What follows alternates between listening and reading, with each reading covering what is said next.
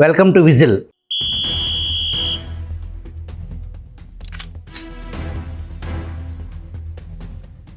ప్రస్తుతం ఆంధ్రప్రదేశ్ రాష్ట్రంలో హాట్గా ఒక టాపిక్ జరుగుతుంది.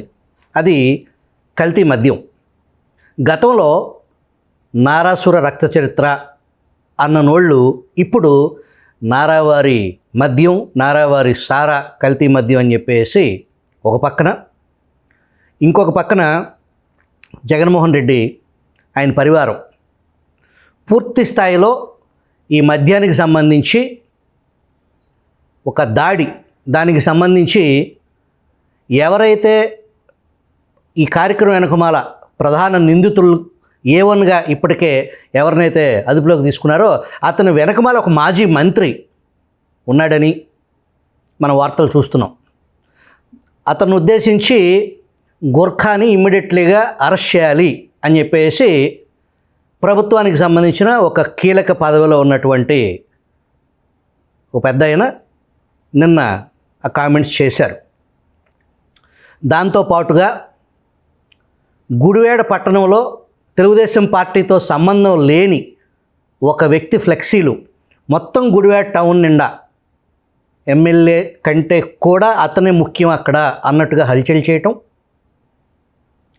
గతంలో ఏదైతే ఒక మాజీ ఎంపీని కస్టోడియల్ టార్చర్, ఎంపీగా ఉన్న టైంలో కస్టోడియల్ టార్చర్లో ఎవరైతే ఒక ఐపీఎస్ ఆఫీసర్ని విచారణకు పిలవాల్సి ఉన్నా కూడా నేటికి విచారణ పిలవకపోవటం, ఆ జాప్యం వెనుక ఇప్పటికి మీకు అర్థమయ్యే ఉంటుంది. విజిల్ ప్రేక్షకుల కోసం విలువైన సమయాన్ని అడగంగానే ఇంటర్వ్యూ ఇచ్చినందుకు రఘురామ కృష్ణరాజుకి ముందుగా కృతజ్ఞతలు. నమస్తే అండి సుభాకర్ గారు. నమస్కారం సార్. మీరు ఏదో ఇంట్రోలో చెప్పినట్టు చాలా క్వశ్చన్స్తో వచ్చా. ఇవాళ కొంచెం రాష్ట్ర సమ్మర్ లాగా ఉంది, వేడి. వాస్తవానికి పరిస్థితులు, రాజకీయ పరిస్థితులు కూడా అలాగే ఉన్నాయి. పులివెందుల ఎమ్మెల్యే జగన్మోహన్ రెడ్డి గారు అసెంబ్లీకి రాని కారణంగా వేటుకి అతి త్వరలో వేటు పడే అవకాశం ఉందంటారా? రాకపోతే అంటే ఎన్ని రోజులు, ఇంకా ఇప్పటి వరకు ఎన్ని రోజులు అయింది, ఇంకెన్ని రోజులు? సుమారు ఒక 37-38 రోజులు అయింది. 60 రోజులు రాకపోతేనే అది జరుగుతుంది. సో వచ్చే సమావేశాలకి ఆయన వస్తారేమో అని నేను అనుకుంటున్నాను. రాకపోతే ఆ గడువు ముగిసినట్టేనా? అంటే అది 22 రోజులు జరగాలి కదా సమావేశాలు. మొన్నట్లాగా 10 రోజులే జరిగితే ఇంకో సెషన్కి అవకాశం ఉంటుంది. గతంలో ఉమ్మడి రాష్ట్రంలో వైఎస్ రాజశేఖర రెడ్డి గారు ముఖ్యమంత్రిగా ఉన్న సమయంలో సురేష్ రెడ్డి గారు స్పీకర్గా ఉన్నారు. సభ బయట తన కాన్స్టిట్యున్సీలో అప్పటి తెలుగుదేశం ఎమ్మెల్యే కరణం బలరాం మాట్లాడుతూ నియంతలాగా వ్యవహరిస్తున్నారు స్పీకర్, ప్రతిపక్షానికి సరైన సమయం ఇవ్వటం లేదు అన్న వ్యాఖ్యకి సభా సంఘాన్ని, అప్పటి ముఖ్యమంత్రి సూచన మీద సభా సంఘం వేయటం, సభలో నేను ఆ వ్యాఖ్య చేయలేదు, బయట చేశాను అని ఈయన గోడు చెప్పుకున్న సభా సంఘానికి కుదరదని చెప్పేసి ఒక 6 నెలల పాటు కరణం బలరాంని సస్పెండ్ చేసింది నాటి సభ. మొన్న నర్సీపట్నం జగన్మోహన్ రెడ్డి గారు వెళ్ళారు. అక్కడ మీ స్పీకర్ ఉద్దేశించి సిగ్గు లేదు అనే ఆ పదాలు, కఠినమైన పదాలు, చాలా తీవ్రమైన వ్యాఖ్యలు చేశారు. గతంలో జరిగిన దాన్ని ఇప్పుడు జగన్మోహన్ రెడ్డితో పోల్చి చర్యలు తీసుకునే పరిస్థితి ఏమైనా ఉందా? అదేమైనా డిస్కస్ చేసుకున్నారా మీరు కానీ, మీ ప్రభుత్వం కానీ, స్పీకర్ గారు కానీ? ఆ విషయం చర్చకి రాలేదు. కానీ ఆయన జగన్మోహన్ రెడ్డి గారు అలా మాట్లాడటం శోచనీయం. ఎందుకంటే మరి ఆ చైర్కి గౌరవం ఇవ్వకుండా ఆయన అలా మాట్లాడకూడదు. బట్ ప్రివిలేజ్ మోషన్ మూవ్ చేస్తారా లేదా అనేది అది మా గౌరవ స్పీకర్ గారి నిర్ణయం. చూడాలి. ఇవాళ సమకాలీన ప్రస్తుత రాజకీయాల్లో అంతకంటే కూడా చాలా చెత్తగా చాలామంది మాట్లాడుతున్నారు. దురదృష్టం. ఇంకా మరి అది ఏం చేస్తారు అనేది నేను డెఫినెట్గా దాని మీద చర్చ అయితే జరగల. బట్ సోషల్ మీడియా అయితే మరి మీరు చెప్పినట్టు గతంలో కొన్ని ఎగ్జాంపుల్స్ని సైట్ చేస్తా ఖచ్చితంగా చర్యలు తీసుకోవాలి అని సోషల్ మీడియాలో మాట్లాడుకోవటం విస్తృతంగా జరిగింది గత వారంలో. బట్ చూడాలి, అది మా స్పీకర్ గారు ఆయన దాన్ని ఏదో మాట్లాడతారులే పోనీ అని తీసుకుంటారా, సీరియస్గా తీసుకుంటారా అనేది. మొన్న అసెంబ్లీ సమావేశాల్లో మీరు చైర్లో ఉండంగా మన హిందూపురం ఎమ్మెల్యే బాలకృష్ణ గారు, కైకలూరు ఎమ్మెల్యే శ్రీనివాస్ గారి మధ్య జరిగిన చర్చ, ఆ సంవాదంలో బాలకృష్ణ గారు మాట్లాడిన ఆ క్రమంలో మీరు వెరీ గుడ్ అని అంటమేంటి అనేది ఒక చర్చ నడిచింది. అది మీ దృష్టికి వచ్చిందా సార్? వచ్చింది. నేను సోషల్ మీడియాలో చూసా, ఎవడో ఒక ఐఏఎస్ ఆఫీసర్ రిటైర్ అయిన అతను కూడా కొంచెం నోటికొచ్చినట్టు మాట్లాడాడు. దేని కూడా ప్రివిలేజ్ నోటీస్ ఇవ్వచ్చు. బట్ ఎంతమందినని చెత్త వాళ్ళని మన చెత్త బాగే వాళ్ళని కంట్రోల్ చేయగలం? అక్కడ యాక్చువల్గా జరిగింది ఏంటంటే, బాలకృష్ణ గారు మాట్లాడిన తర్వాత తప్పుగా మాట్లాడుంటే ఐఎమ్ వెరీ సారీ అని చెప్పి అన్నారు.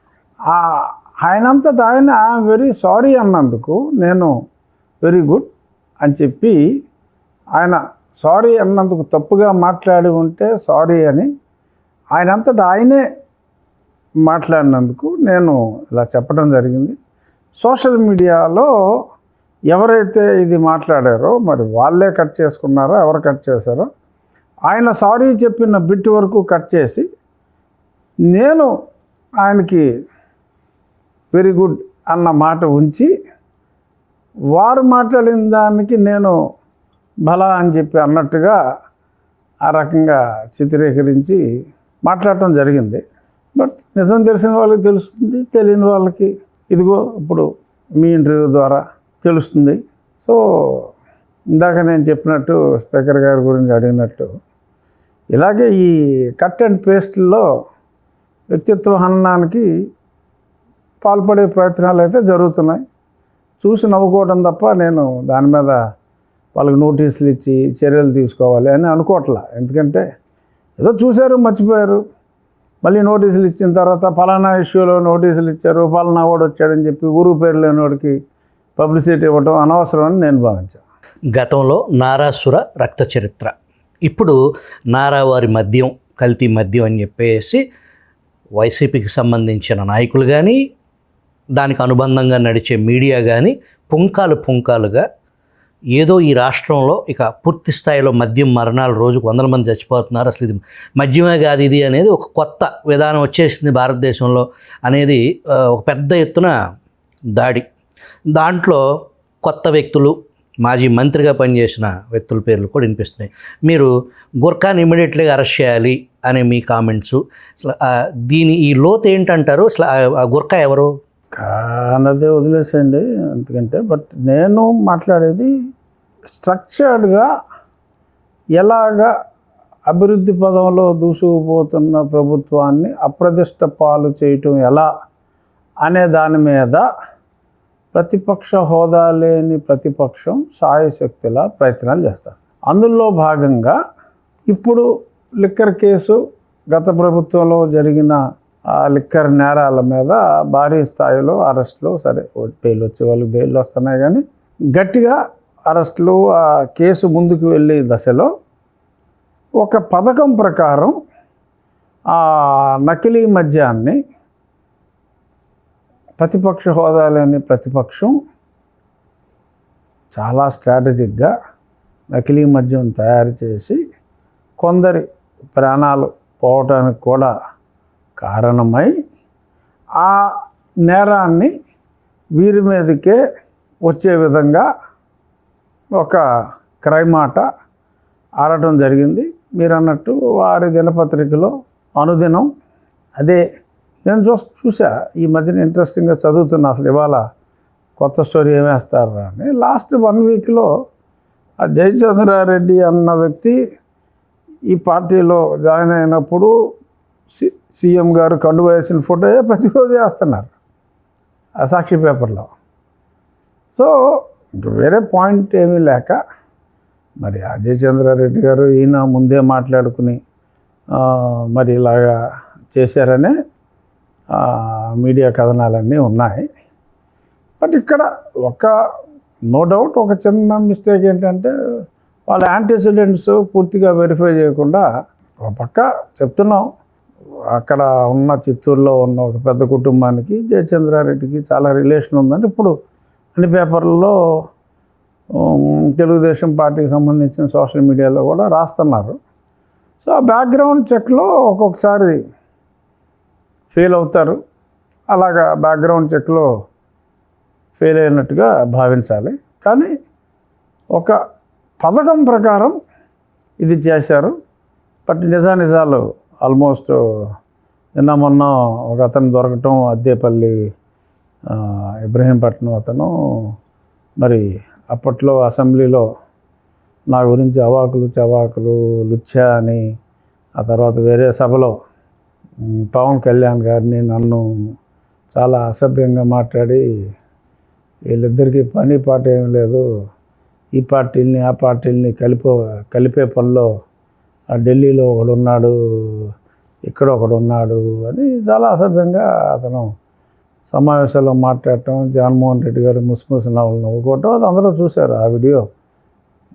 అప్పట్లో సాక్షిలో చాలా ఎన్నో. జోగి రమేష్ జోగి రమేష్. సో ఇది ఈ పార్టీలు కలపటంలో ఆ ఢిల్లీలో ఒకడున్నాడు, రచ్చబండని పెట్టి రోజు కూర్చుంటాడు, పని పాట లేని అదవా అది ఇది అని చెప్పి మాట్లాడాడు. అతను ఇప్పుడు ఇందులో కింగ్ పిన్గా మరి అన్నీ వచ్చినాయి. ఆ వీడియో వచ్చింది, వాళ్ళ సంభాషణలు కూడా వచ్చినాయి.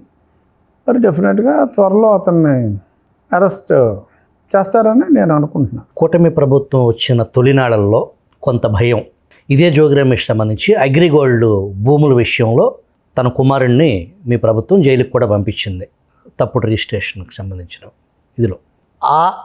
ఆ సమయంలో ఇదే జోగి రమేష్ ఒక వేదాంత ధోరణి, ఒక మేము అమాయకులం, మా జోలికి మమ్మల్ని హింసించొద్దు, మా మానాన్ని మేము అవసరమైతే రాజకీయాలకు దూరంగా ఉంటాము అని అలా మాట్లాడిన మనిషి ఈ మధ్య కాలంలో నోటికి అదుపు లేకుండా పరిస్థితి, పాత జోగి అయిపోయాడు. అట్లాగే పేరుని నాని, నా భార్యను అరెస్ట్ చేయమని కొల్లు రవీంద్ర సీఎం గారి చుట్టూ తిరిగితే హే అవతల బో అడుగుతున్న అరెస్ట్ చేయటమేంటి అని చంద్రబాబు నాయుడు గారు అన్నారు అని చెప్పేసి మీ సహచర శాసనసభ్యుడు మంత్రిని ఉద్దేశించి ఆయన అంటాం. ఇక పేరు నాని గోల రోజు చూస్తూనే ఉన్నారు ప్రపంచవ్యాప్తంగా ఉన్న తెలుగు వాళ్ళు. ఎందుకు వీళ్ళు ఒక్కసారి ఇంత యాక్టివ్ అయిపోయారేంటి? ఇందాక మీరు మీ ప్రభుత్వం అన్నారు, దానికి చిన్న సవరణ. ఎందుకంటే నో డౌట్ నేను తెలుగుదేశం పార్టీలోనే ఉన్నాను, సభ్యుణ్ణి. కానీ ప్రస్తుతం నేనున్న పదవి దృష్ట్యా నేను I'm suppose to be an independent entity. కాబట్టి పార్టీ పార్టీ ఈజ్ పార్టీ సుప్రీమే. కానీ సాధ్యమైనంత వరకు ఆ సీట్లో ఉన్నప్పుడైతే 100% ఐఎమ్ నాన్ పొలిటికల్. ఆ సీట్లో కూర్చున్నప్పుడు ఈవెన్ అదర్వైజ్ నేను ఈ పార్టీ కార్యక్రమాలు కొన్ని ప్రభుత్వం లాగా కూడా కొంచెం 3 పార్టీలు కలిసి నిర్వహించే కార్యక్రమాలు కానీ వీటికి నేను వెళ్ళలా, నేను కానీ మా స్పీకర్ గారు కానీ. ఎందుకంటే we are not suppose to be a part ఈ పదవిలో ఉన్నంతకాలం. సో అంచేత మీ ప్రభుత్వం అన్నదానికి నేను చిరు అబ్జెక్షన్. మీ భావన అర్థమైంది నాకు. మీరు ప్రభుత్వంలో భాగం కాదు, మీరు రాజ్యాంగబద్ధమైన పదవిలో ఉన్నారు అనే దానికి సంబంధించి బాధ్యతల విషయంకి వచ్చేటప్పటికి. అయితే గతంలో ఈ దేశ చరిత్రలో లోక్సభ స్పీకర్గా పనిచేసినటువంటి నీలం సంజీవ్ రెడ్డి గారు స్పీకర్గా ఏదైతే ఆయన స్పీకర్గా ఎన్నుకున్నారో అప్పుడు స్పీకర్ పదవి అనేది రాజకీయ పార్టీలకి సంబంధం లేకుండా ఉండాలి, ఆ సీట్లో కూర్చోవాలనేది అప్పటి వరకు ఆయన కొనసాగుతున్న ఆల్ ఇండియా కాంగ్రెస్కి కాంగ్రెస్ పార్టీకి రాజీనామా చేసి ఆ స్థానాన్ని అవును 69లో మీరు అన్నది కరెక్టే. 69లో ఆయన పార్టీకి రాజీనామా చేసిన మాట వాస్తవం.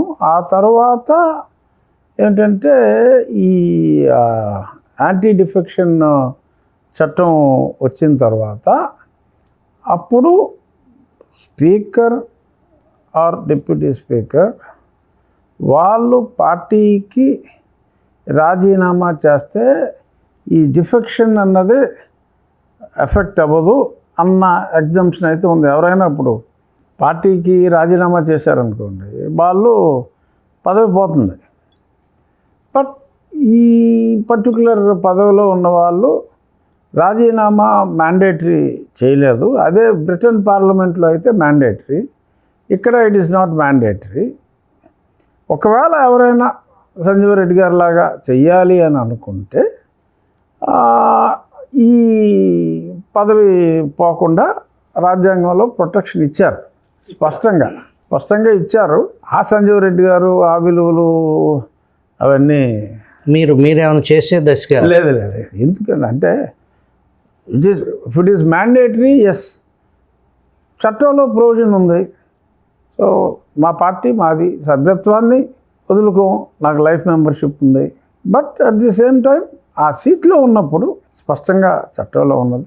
ఆ సీట్లో ఉన్నప్పుడు సరే, ఇప్పుడు ప్రతిపక్షం రావట్లేదు, ఎవరు వచ్చినా అందరికీ సమానమైన విలువ ఇవ్వటం, ఎవరిని ఎక్కువ కాకుండా ఎవరో తక్కువ కాకుండా నిష్పక్షపాతంగా పార్టీకి అతీతంగా పార్టీ రహితంగా వ్యవహరించవలసిన బాధ్యత నిర్వహించినంతసేపు ఈ అవసరం రాదు.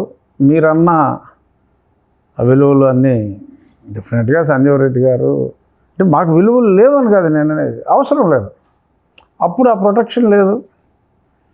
ఆ బ్రిటిష్ పార్లమెంట్ రూల్ని ఆయన ఫాలో అయ్యారు. బట్ మీరు బాగా స్టడీ చేసినట్టున్నారు. సంజీవ్ రెడ్డి గారికి ముందు, సంజీవ్ రెడ్డి గారి తర్వాత కూడా ఎవరో చేయలే.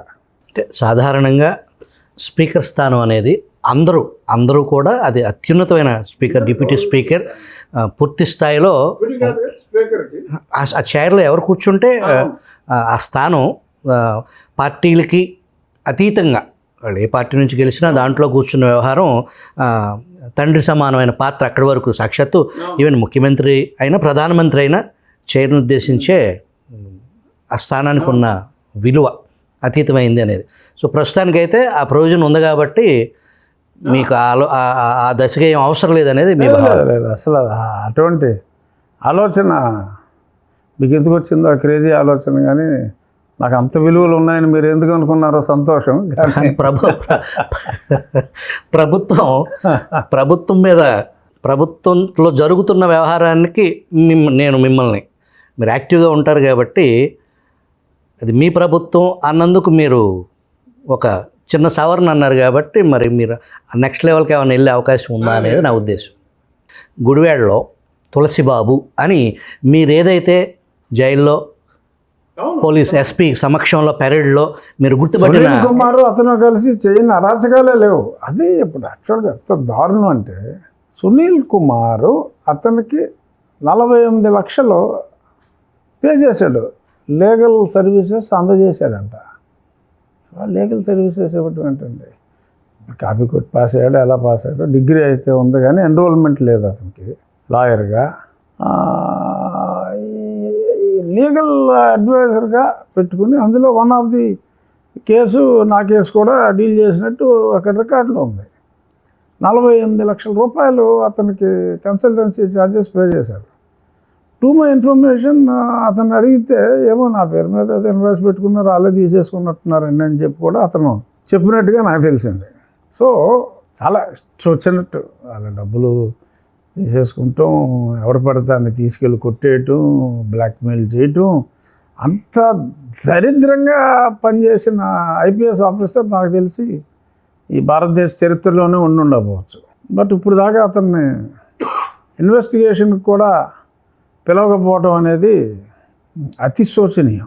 ఏదైతే మీ ఘటన జరిగిన తర్వాత అతను నిందితుడిగా గుర్తించటం, జైలుకి వెళ్ళటం, బెయిల్ మీద బయటికి రావటం, ఆ తర్వాత మీ పార్టీకి సంబంధించిన పార్టీ అధ్యక్షుడు, రాష్ట్ర అధ్యక్షుడు శ్రీనివాస్ గారు సంబంధమే లేదు పార్టీకి అని చెప్పారు.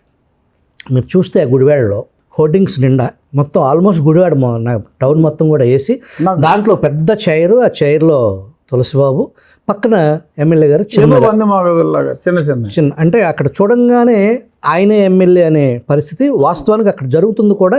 మాకు అందుతున్న సమాచారం విజయవాడలో ఉండి నెట్వర్క్ హైదరాబాద్లో ఉండి చేయటం, అక్కడ తులసిబాబు హావాలో నడుస్తుంది అనే దానికి అర్థం నగరం మొత్తం ఆ హోర్డింగ్స్ అనేది చెప్పకనే చెబుతుంది. మరి దీన్ని ఎలా చూడాలి? మీది క్రమశిక్షణ గల పార్టీ అనగా చెప్పుకుంటారు.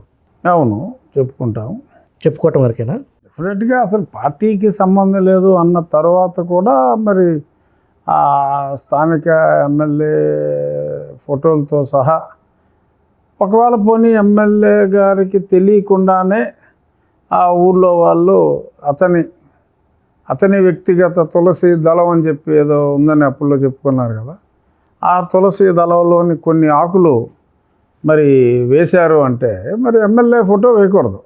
మరి ముఖ్యమంత్రి గారి ఫోటో, పవన్ ఇంకొంతమంది ఫోటోలు కూడా, నారా లోకేష్ గారి ఫోటో, ఇవన్నీ కూడా సరే వాళ్ళ అనుమతి అయితే తీసుకోరనుకోండి, డెఫినెట్గా ముఖ్యమంత్రి గారిది ఇది అందరూ వేస్తారు. బట్ స్థానిక ఎమ్మెల్యే గారికి తెలియకుండా ఊరంతా ఆ భారీ స్థాయిలో మరి ఒక పండగ వాతావరణం లాగా అతను పుట్టినరోజు నాడు మరి ఒక పక్కన నన్ను హింసించాడని చెప్పి అతను 70-80 రోజులు జైల్లో ఉండి బయటకు వచ్చి కేసు విచారణలో ఉంది. మరి ఇంకా అతను అక్కడ దందాలు చేయటం, గుడివాడ నుంచి కూడా చాలామంది అంతా ఈ ఎలక్ట్రిసిటీ కాంట్రాక్టులు, మట్టి పనులు అన్నీ కూడా అతని కనుసన్నల్లోనే నడుస్తున్నాయని చెప్పి చాలామంది ఫోన్లు చేసి చెప్పడం జరిగింది.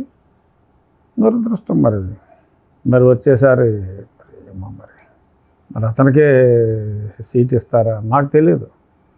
బట్ అది జరగటం మరి నేనైతే పల్లా శ్రీనివాస్ గారి దృష్టికి తప్పకుండా మళ్ళీ దీన్ని తీసుకెళ్తాను. ఎవరైతే మరి తులసి దళంలోని ఆకులు ఏవైతే మరి ఈ రకంగా చేశారో మరి వాళ్ళు కూడా పార్టీ సభ్యులైతే మరి వాళ్ళని కూడా సస్పెండ్ చేస్తారా? అసలు ఇప్పుడు ఎవరి మీద చర్యలు తీసుకోవాలి? ఇప్పుడు అతనికి సంబంధం లేదని చెప్పారు, అతని ఫోటోలు వేసుకున్నారు.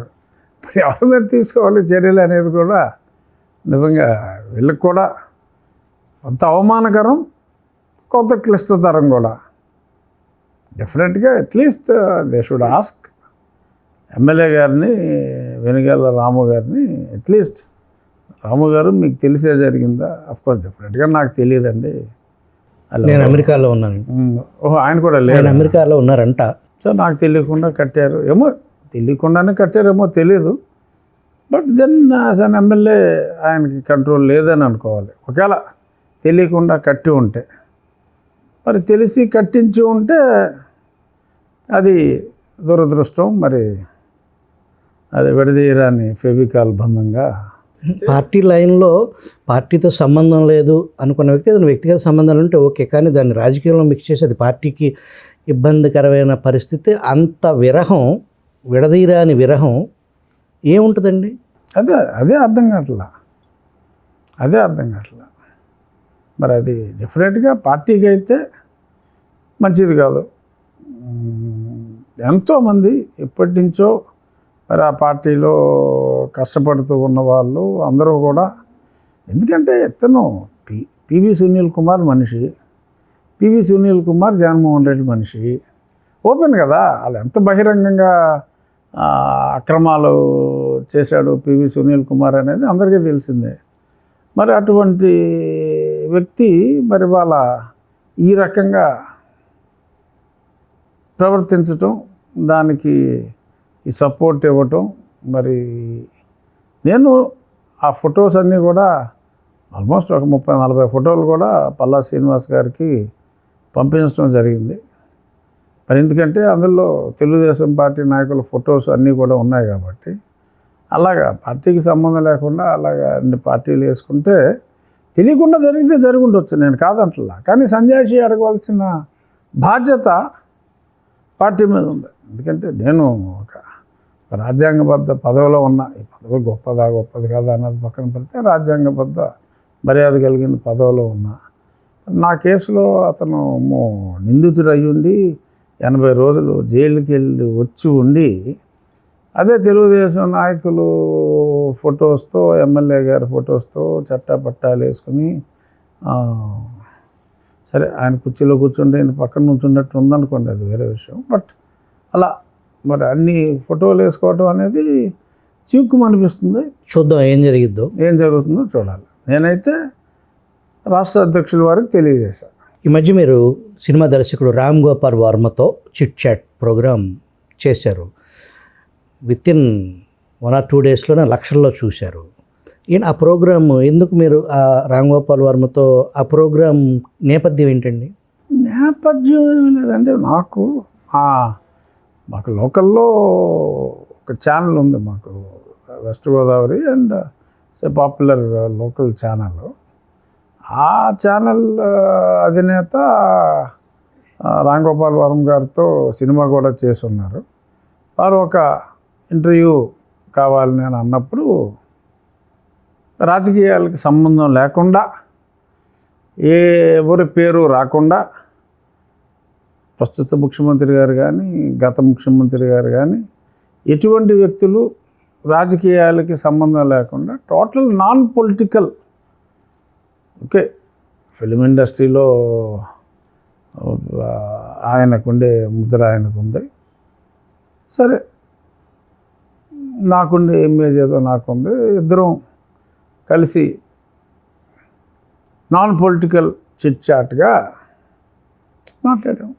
మీ నిర్భయ వ్యక్తిత్వం కారణంగా మీకు దక్కాల్సిన స్థానం దక్కలేదు అని కొంతమంది మీ అభిమానులు ఆలోచన, బాధ. అది అట్లాంటి ఆ నిర్భయ మనస్తత్వం మీకు ఏమైనా ఇబ్బందులు కలుగు చేసిన పరిస్థితి ఏమన్నా? ఏం లేదండి, నాకు అసలు ఎటువంటి ఇబ్బంది లేదు.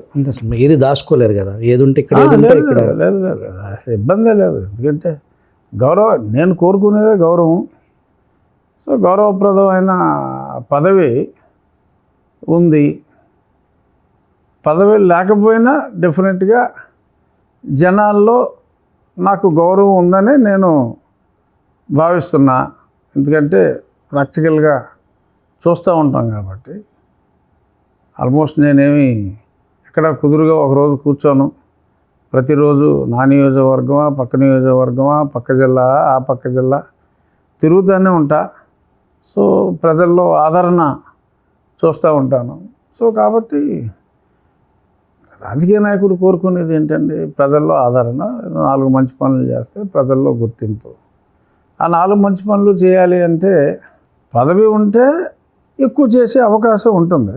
పదవి లేకపోయినా కూడా చేసే అవకాశం నాకు వచ్చింది అని నేను సంతోషంగా ఫీల్ అవుతున్నాను.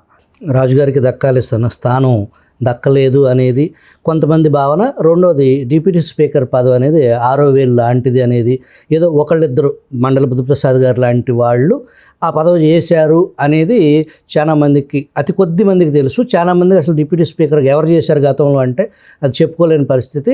ఒక మంత్రి చేస్తే మాజీ మంత్రి అంటారు. ఈ డిప్యూటీ స్పీకర్ పదవి అనేది కాదు అనేది కొంతమంది భావన.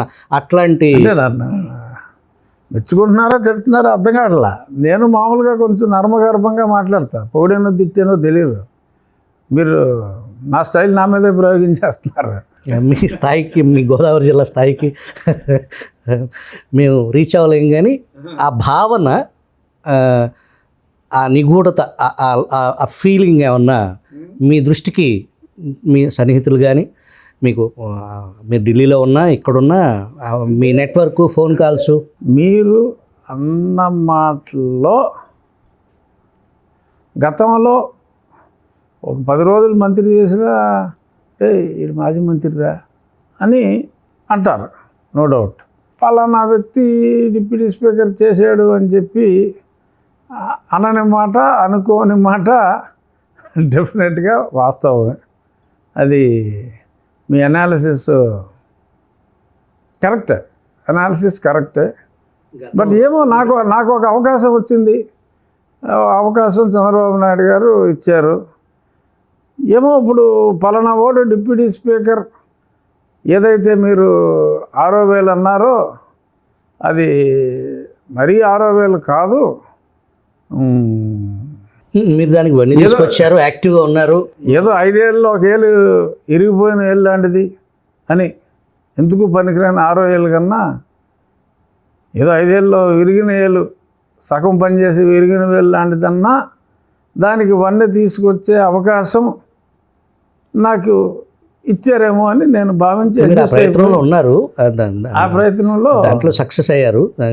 విస్తృతంగా మీరు, మా స్పీకర్ గారు కూడా నాకు ప్రొసీడింగ్స్ కండక్ట్ చేయడానికి ఆయన కూడా నాకు అవకాశం ఇస్తున్నారు. సో అంచేత నో రిగ్రెట్స్ డెఫినెట్గా.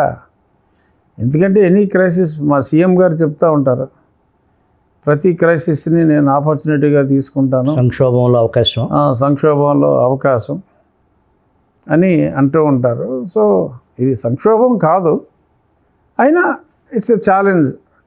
సో మీరు అన్నట్టు 6,000 లాంటి పదవిని దాన్ని సీరియస్గా తీసుకోమని నేను అంటే మరి గుండెల్లో గుచ్చేసి అట్లా ఏదో అనేసా గుండెల్లో గుచ్చేసి మీరేమో సీరియస్గా తీసుకోవద్దంటే అలా. కానీ డెఫినెట్గా నేను దాన్ని పాజిటివ్గానే తీసుకుంటున్నాను. మీరు మాట్లాడిన దాన్ని నన్ను ఆ పదవిని నన్ను వేరే రకంగా అన్నారని నేనేం ఫీల్ అవ్వట్లేదు నిజంగా. నా వ్యక్తిగత అభిప్రాయం కాదని జనాల్లో చాలామంది అన్నారు డిప్యూటీ స్పీకర్ అని చెప్పి చాలామంది అన్నారు, నో డౌట్. మంత్రివర్గ పునర్వ్యవస్థీకరణ అనే బట్ నేను సంతోషంగా అట్లీస్ట్ ఆ పదవికి వన్నె తెచ్చే విధంగానే వ్యవహరిస్తున్నాను. డెఫినెట్గా డిప్యూటీ స్పీకర్ పోస్ట్ అనేది ఒకటి ఉంది. గతంలో రఘురామకృష్ణరాజు పనిచేశాడు. ఆయన అయితే అనిపించుకోవాలనే దిశగా మార్క్ వదిలి వెళ్తారు, వెళ్ళాలనేది నా కోరిక, వెళ్ళగలను అనేది నా నమ్మకం. మొన్న ఈ అసెంబ్లీలో మీ సమక్షంలో మీరు సభ నడుపుతూ ఉన్న సమయంలో హిందూపురం ఎమ్మెల్యే బాలకృష్ణ గారు మాట్లాడిన అది తర్వాత ఆయన కాన్స్టిట్యున్సీకి వెళ్ళారు. అక్కడ బాలకృష్ణ గారికి మంత్రి పదవి ఇవ్వాలి అని చెప్పేసి కార్యకర్తలు, అభిమానులు, అక్కడ నాయకులు రకరకాల వీడియోస్ మనం చూసాం. ఆ సమయంలోనే మీరు ఏదో ఒక పెళ్లిలో కలిసి బాలయ్య మీరు చాలా క్లోజ్గా ఆయన మీకు చెవులో ఏదో చెబుతున్నారు. ఏదండి బాలకృష్ణ గారు నేను ఒక 30 సంవత్సరాలుగా స్నేహితులు. ఇప్పుడో నేను వైజాగ్లో చదువుకున్నప్పుడే ఆయన సినిమా షూటింగ్లు అక్కడ జరిగి చిట్టిబాబు గారు అని చెప్పి మాకు కామన్ ఫ్రెండ్. ఆ తర్వాత ఏదో 3 దశాబ్దాల స్నేహం నాది బాలకృష్ణ గారిది. ఇప్పుడు ఏదో నేను ఎమ్మెల్యే అయ్యాను, ఆయన ఎమ్మెల్యే అయ్యారు, మా పరిచయం ఇప్పుడుది కాదు, మాది ఎప్పటిదో స్నేహం. ఎప్పుడు కలిసినా కూడా అసెంబ్లీలో ఎప్పుడు కలిసినా కూడా చాలా క్లోజ్గా ఉంటాం మేము. సో అది పెళ్ళిలో కలిసినప్పుడు ఏదో సరదాగా మాట్లాడుకున్నాం, మనం కలిసి చాలా రోజులు అయిపోయింది. సో డెఫినెట్గా అఖండ సినిమా రిలీజ్కి ముందు కంపల్సరీగా కూర్చోవాలి. ఎందుకంటే ఇదివరకు కొంచెం ఎక్కువగా కలిసేవాళ్ళు. నేను మధ్యలో ఈ 5 సంవత్సరాల ఢిల్లీ అరణ్యవాసం జగన్మోహన్ రెడ్డి గారు, సునీల్ కుమార్ పుణ్యం అంట 5 సంవత్సరాలు నేను, లేకపోతే అంతకుముందు నాకు చాలా రెగ్యులర్గా ఫ్రీక్వెంట్గా పార్టీస్ ఉంటా ఉండేవి. సినిమా ఇండస్ట్రీతో నాకు అనుబంధం చాలా ఎక్కువ. బాలకృష్ణ గారు మేము కూడా చాలా అతి తరచుగా అందరూ కలుస్తూ ఉండేవాళ్ళం. సో ఆ గ్యాప్ చాలా ఎక్కువైంది. అఖండ రిలీజ్ ముందు కంపల్సరీగా కలవాలి అని మాట్లాడుకున్నాం తప్ప అంతకుమించి. మీ ఉండి నియోజకవర్గ అభివృద్ధి 175 నియోజకవర్గాల్లో ఇప్పుడు మీరున్న మంగళగిరి కాన్స్టిట్యున్సీ ప్రతిరోజు యాక్టివిటీ, కుప్పం అనేది, అట్లా కొన్ని నియోజకవర్గాలు, డిప్యూటీ సీఎం గారి నియోజకవర్గం, అట్లా ఆ వనరులు, దాని సమర్థత, చిత్రంగ దళాలు దిగే పరిస్థితి అక్కడ యాక్టివిటీ బాగా జరుగుతుంది. కానీ ఉండికి సంబంధించి వారంలో మెజారిటీ రోజులు ఏదో ఒక శంకుస్థాపనలు, ఏదో ఒక ఓపెనింగ్స్. డబ్బు ఎక్కడి నుంచి వస్తుంది? ఇది నేను 5 days ఉంటున్నా కాన్స్టిట్యున్సీలో. సో డబ్బు ప్రిడామినెంట్లీ మా ప్రజలు, మా నియోజకవర్గంలో ఉన్న ధనవంతుల సహాయం, అలాగే నాకున్న స్నేహితులు, చాలామంది స్నేహితులు పారిశ్రామికవేత్తలు ఉన్నారు. అలాగే కొన్ని గవర్నమెంట్ అండర్టేకింగ్స్లో వాళ్ళని కూడా రిక్వెస్ట్ చేసి వాళ్ళని సిఎస్ఆర్ కింద అడగటం. సో వాళ్ళ సహాయంతో ఈ వాటర్ సంబంధించి అందరికీ శుద్ధి చేసిన తాగునీరు ఇవ్వటం, కానీ సాగునీరుకి ఆ కెనాల్స్ రిపేర్లు, ఏ మేజర్ ప్రాబ్లం వచ్చి ఆ కెనాల్స్ కానీ డ్రైన్స్ కానీ ఆక్యుపెన్సీలు చాలా ఎక్కువైపోయినాయి. ఎవరికాడు కొంచెం కొంచెం మట్టేసి కలిపేసుకుని కెనాలు 20 అడుగులు ఉంటే ఒక 5 అడుగులు చెరువులో కలిపేసుకుని, ఈ రకంగా ఇలాంటి ఆక్రమణలన్నీ టేపుతోటి కొలతలేసి అంగుళం కూడా తేడా లేకుండా ఏం చేసామంటే ఎందుకు బాగా చేయగలిగా. మొన్న ఒక 22 కిలోమీటర్ల పెద్ద కెనాల్ సోషల్ మీడియాలో కూడా వచ్చింది బాగా. అది ఏం చేసామంటే చాలా చోట్ల ఆక్రమించారు, చెట్లు వేశారు, అట్టి చెట్లు వేశారు, కొబ్బరి చెట్లు వేశారు. అంతకుముందు పరిస్థితి తుమ్మ చెట్టు వేసినా కూడా తుమ్మ చెట్టు కూడా తీనిచ్చే పరిస్థితి కాదు. రిపేర్ చేయాలంటే బుల్డోజర్ వెళ్తే తక్కువ కాస్ట్ అవుతుంది. ఆ గట్టు మీద గట్టి ఆక్రమించారు బుల్డోజర్ వెళ్ళకుండా. సో నేనేం చేశానంటే ఓకే, ఇప్పుడు సుభాకర్ గారు ఒక 200 మీటర్లు కెనాల్ ఫ్రంట్ ఆక్రమించారు. సో నేను ఆ 200 మీటర్లలో వాళ్ళు ఉంటారు, ఎన్నుకోబడ్డ నీటి సంఘం వాళ్ళు ఉంటారు. ఆ 200 మీటర్లో వాళ్ళు ఆక్రమించిన దాన్ని కప్పెట్టడానికి వాళ్ళు వేసిన చెట్లు తీసి ఆ బుల్డోజర్ వెళ్ళటానికి రోడ్డు తయారు చేయడానికి సపోజ్ ఒక 30,000 50,000 అయిందనుకోండి. ఆ 50,000 వాళ్ళు కట్టేయమంటున్నా. సో ప్రభుత్వానికి బడ్డెన్ లేకుండా అంటే ఆక్రమణలు ఉన్న దగ్గర ఆ ఆక్రమణలు వాళ్ళనే బాధ్యులు చేసి వారే ఖర్చు పెట్టుకుంటారు. వారి సమక్షంలో వాళ్ళు డైరెక్ట్గా ఖర్చు పెట్టినా లేదు, వారి సమక్షంలో నీటి సంఘం వాళ్ళు ఖర్చు పెట్టినా వారు చేసిన తప్పుని వారే సరిదిద్దుకుని ఆ కెనాల్స్ కానీ డ్రైన్స్ కానీ మొత్తం అన్నీ చేయటం జరుగుతుంది. సో అందుకని పీపుల్స్ కోఆపరేషన్తో ఏదైతే P4 అనేది చంద్రబాబు గారు చెప్పేది ఓకే, ఆయన ఒక రకం P4, ఒక పేదవాడుని ఒక ధనికుడు ఆదుకోవటం, ఇది వారికి ఉన్న సమస్యల్ని వారికి ఉన్న సమస్యలు కావచ్చు, వారు కొని తెచ్చిన సమస్యలు కావచ్చు, వాళ్ళతోనే ప్రజలందరికీ ఉపయోగపడేలాగా ఇది ఒక డిఫరెంట్ P4. ఈ ప్లాస్టిక్ డ్రైవ్ ఏదో పెట్టారు. ప్లాస్టిక్ డ్రైవ్ కూడా చాలా వినూత్నంగా పెట్టాం.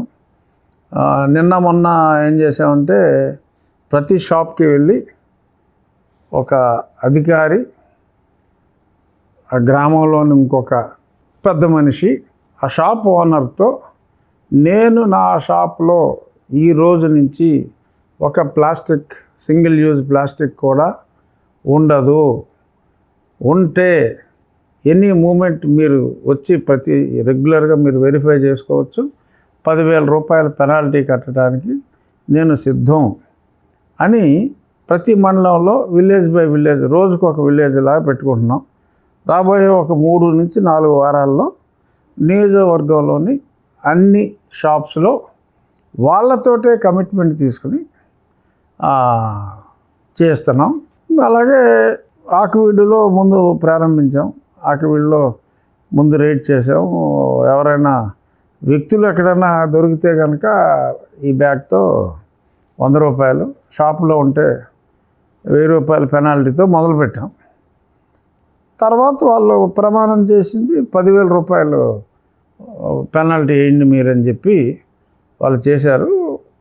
కొత్త విధానంలో స్టార్ట్ చేసాం. డెఫినెట్గా అది కూడా మంచి రిజల్ట్ ఇస్తుందని అనుకుంటున్నాం. ఈ సీసీ కెమెరాల ప్రాజెక్టు కేబుల్ లేయింగ్ అయిపోయిందండి. కెమెరాస్ ఇంకొక 3 వారాల్లో డెలివరీ అవుతుంది. So installation another 6 to 8 weeks పట్టచ్చు. ఈ టౌన్లో ఏదో ఆక్రమణలకి సంబంధించి కొంత అది సెట్ అయ్యారా, వాడు పూర్తిగా అర్థం చేసుకున్నారు? ఆల్మోస్ట్ అర్థం చేసుకున్నారు.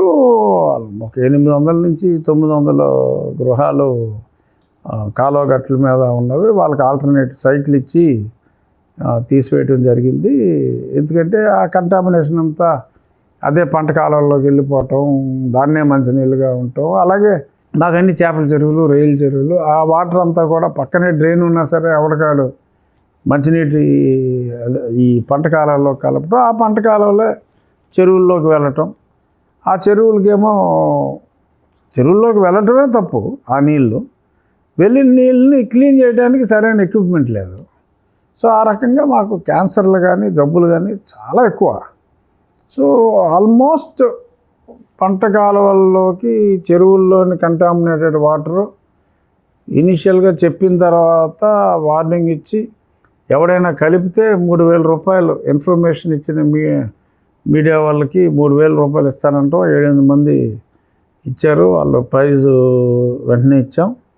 వాళ్ళని ఒకరోజు జైల్లో పెట్టాం ఎవరైతే కలిపారో వాళ్ళని. సో అలాగా స్ట్రిక్ట్ మెజర్స్ తీసుకున్నాం. ఇప్పుడు ప్రజలందరూ కూడా అర్థం చేసుకున్నారు. అర్థంలాగా ఉందా? అర్థంలాగా ఉండే దిశగా ముందుకెళ్తున్నాం. డెఫినెట్గా అర్థంలాగా లేదు, అర్థం చేసాం, వాళ్ళకి అర్థమయ్యేలాగా చేసాం. అర్థంలాగా అవ్వాలంటే ఈ బ్యాక్లాగ్ చెత్త అంతా ఉంది, ఆ బ్యాక్లాగ్ చెత్త అంతా కూడా సరి చేయాల్సిన బాధ్యత ఉంది. సో డెఫినెట్గా టేక్ టైం. నా టార్గెట్ క్రైమ్ లేకుండా చేయాలి విత్ ద సీసీ కెమెరా ఈ ప్రొవిజన్లో. దాని ముందు అసలు మొత్తం మా పోలీస్ స్టేషన్లు కూడా అధ్వానంగా ఉండేవి, ఫెసిలిటీస్ లేవు, రికార్డులు పెట్టుకోవడానికి సరైనది ఉండేది కాదు. 2 పోలీస్ స్టేషన్లో వాటర్ లీకు. సో కొత్త పోలీస్ స్టేషన్స్ అరేంజ్ చేయటం, పోలీసులు వెహికల్స్ కూడా ఇచ్చినట్టున్నారు. వెహికల్స్ ఇచ్చాం, 5 వెహికల్స్ ఇచ్చా, 4 స్టేషన్లకి 4, ఇన్స్పెక్టర్కి 1 వెహికల్. వాళ్ళ ఇన్ఫ్రాస్ట్రక్చర్ ఇంప్రూవ్ చేసాం. ఇదిగో ఇప్పుడు అన్నట్టు సీసీ కెమెరాస్. ఇది తర్వాత అన్నిటికన్నా ముఖ్యంగా స్కూల్స్ అన్నీ కూడా, ప్లే గ్రౌండ్స్ అన్నీ కూడా బాగా డెవలప్ చేసాం. కొన్ని స్కూల్స్కి ఆల్మోస్ట్ 70 lakhs 80 lakhs ఖర్చు పెట్టిన స్కూల్స్ ఒక 3 ఉన్నాయి. 70-80 లక్షలు with only public and other institutions సపోర్ట్తో. అలాగే ఎల్ఐసి సహకారంతో 1,10,00,000 రూపాయలతో మాకున్న ఒకే ఒక డిగ్రీ కాలేజ్ ఉంటే ఆకివీడులో అక్కడ ఒక బ్లాక్ కూడా ఫండ్స్ తీసుకుని we did so many things. అది అంతా పబ్లిక్ సహకారంతో. మీరు చైర్లో ఉండంగా మీ సమస్యను ముఖ్యమంత్రి గారికి, సాధారణంగా కింద నుంచి చైర్కి రిక్వెస్ట్ ఉంటుంది, మీరు పైనుంచి ముఖ్యమంత్రి గారికి మీ సమస్య చెప్పుకున్నారు. దానికి మీ సమస్యకు స్పందించి మీరు స్పీకర్ స్థానంలో ఉన్న మీరు నియోజకవర్గంలో ఒక ఎమ్మెల్యే కాబట్టి మీ సమస్యలు ఉన్నాయని చెప్పేసి ఆయన తప్పకుండా పరిశీలిస్తున్నాను. ఈ ఆక్వాకు సంబంధించి మెజారిటీ మీ నియోజకవర్గంలో రైతులు, ఈ ఆక్వా మీద వ్యవహారం, ఈ ట్రంప్ టారిఫ్స్ వ్యవహారం, ఆ రైతుల్ని ఆదుకునేదానికి ప్రభుత్వం నుంచి అక్కడ రిలీఫ్ ఏమన్నా ప్లాన్ జరుగుతుందంటారా?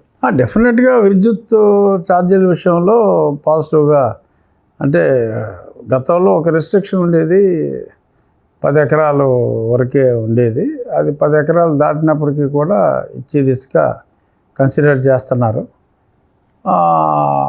ఇంకా లోకల్గా డొమెస్టిక్ కన్జంప్షన్ పెంచాలి అంటే ఏం చేయాలి అనే దాని మీద కూడా అధ్యయనం చేస్తున్నాం. మొత్తం ఇందులో ఉన్న ఫీడ్ మ్యానుఫ్యాక్చరర్సు, హ్యాచరీ యజమానులు, ఎక్స్పోర్టర్స్ అందరితో కలిసి ఒక ఆర్గనైజేషన్ ఒకటి ప్లాన్ చేస్తున్నాం. ఈ న్యూట్రిషన్ వాల్యూస్ ఆఫ్ ప్రాన్ని 10 మందికి తెలియజేయటం, దానికి ముఖ్యమంత్రి గారితో రేపు కార్తీక మాసం అయిన తర్వాత ఒక పెద్ద మీట్ లాగా పెట్టి ప్రముఖ డాక్టర్స్ని వాళ్ళని పిలిచి ఒక ఇంపీటస్ అవేర్నెస్ 1000 రూపాయల నుంచి 1,200 రూపాయలకి మటన్ కొంటున్నారు. మటన్ వలన హెల్త్కి హజార్డ్సే తప్ప అది ఎక్కువ రెడ్ మీట్ హెల్త్కి మేలైతే చేయదు. బట్ వేరే రొయ్య అనేది చాలా మేలు చేస్తుంది ఆరోగ్యానికి, చాలా మంచిది, very good protein source. So కాబట్టి దీన్ని ప్రమోట్ చేస్తే మనం 500 నుంచి 600 రూపాయలకి ప్రాసెస్ చేసి ఫ్రీజ్ చేసి మంచి క్వాలిటీ ఇవ్వచ్చు సగం రేట్కి. సో ఒక 5% మటన్ తినే వాళ్ళని దీనికి డైవర్ట్ చేయగలిగితే ట్రంప్ 300% వేసుకున్నా మనకు వచ్చిన నష్టం లేదు. ఇక్కడే రైతు బాగుంటాడు, ప్రజల ఆరోగ్యం బాగుంటుంది. ముఖ్యమంత్రి గారు కూడా టోటల్గా ఆయన మంచి ఎంకరేజ్మెంటు, అచ్చెన్నాయుడు గారు. సో ఆ దిశగా కొంచెం ఫాస్ట్ ట్రాక్లో మా రైతులందరితోటి సమావేశాలు పెట్టాం. డెఫినెట్గా దానికి కూడా అదే మళ్ళీ స్ఫూర్తి ముఖ్యమంత్రి గారు, any crisis is an opportunity. So ఆ సమస్యని సృష్టించి చెయ్యం, బట్ సమస్య వచ్చినప్పుడు సమర్థవంతంగా దాన్ని ఒక ఆపర్చునిటీగా తీసుకుని చేసే దిశగా వెళ్తున్నాం. ఇది ఈ వారం అతిథి రఘురామకృష్ణరాజు గారితో సుదీర్ఘంగా విజిల్ ప్రేక్షకుల కోసం ప్రత్యేక ఇంటర్వ్యూ. వచ్చే వారం మరొక ముఖ్య అతిథితో కలుద్దాం. థ్యాంక్ యూ వెరీ మచ్ రాజు గారు. థ్యాంక్స్ అండి.